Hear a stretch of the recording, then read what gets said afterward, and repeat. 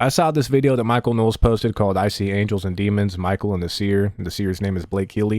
And I thought it was crazy interesting because I myself as a Christian am always curious about this kind of stuff.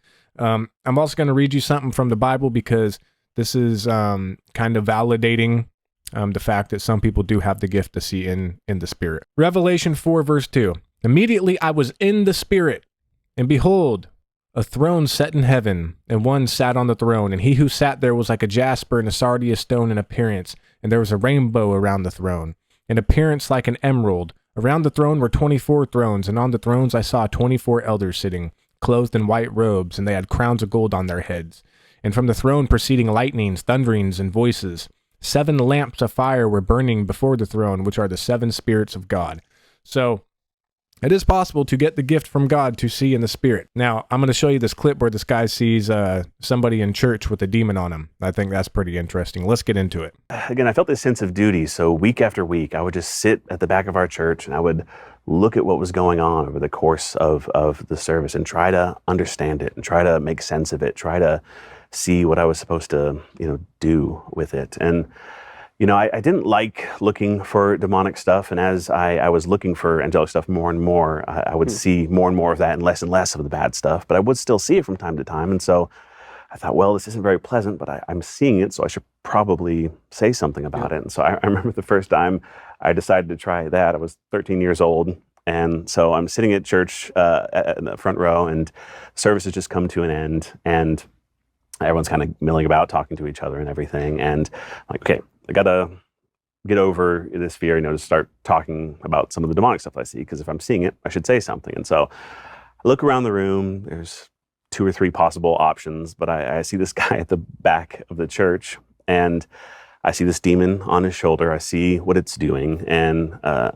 so I'm like, okay, and this guy is a person I'd already talked a little bit about my experience with seeing the Spirit, so like that's a slightly less, complicated conversation. And so I'm the kind of person that I either need to do something right away or I'm going to be stuck thinking about it for 6.5 months. And so I'm like, okay, just get up and do it. And so I got up, I walked up to him, and again, I'm 13 years old. He's in his mid 50s. I'm, this tall, and he's, 18 feet tall. And I walk up to him, and as I'm walking up, I'm like, I got to say something like helpful or informative, right? Yeah. And so I look just like, hey, buddy, your left shoulder. Right. And so I look, I see what the demon's doing. I kind of get an interpretive sense of what that means. And so I walk up to him, and I say, excuse me, I couldn't help but notice that you have a demon on your shoulder, and I think you should stop looking at pornography.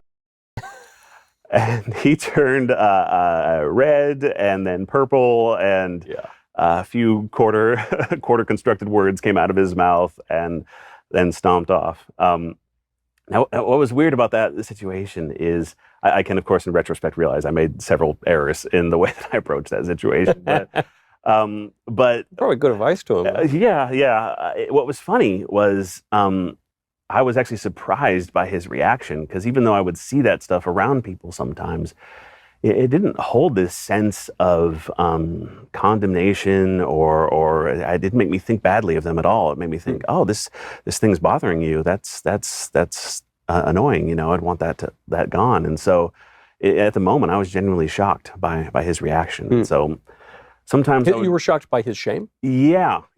But he should be ashamed. He should be, but it I don't know, for some reason, I mean, it was just probably childhood naivety that I thought like, oh, this is just because when you see things in the Spirit, you don't fully understand it. But I used to say you recognize something about it, and so some of the meaning is inherent. And so I didn't realize this really until years later. But oftentimes when I'm seeing these things,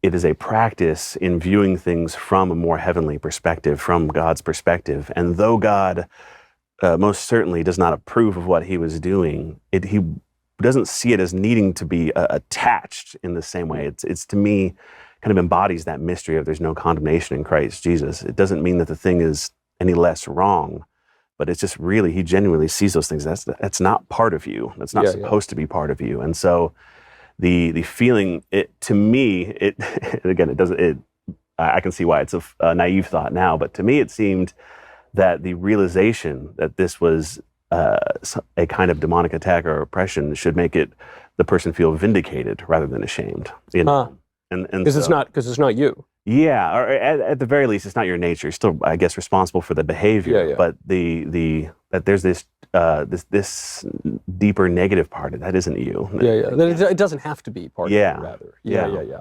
I love how he makes it clear that we are not the sin and God does not see us as the sin. God does not hate the person, he hates the sin.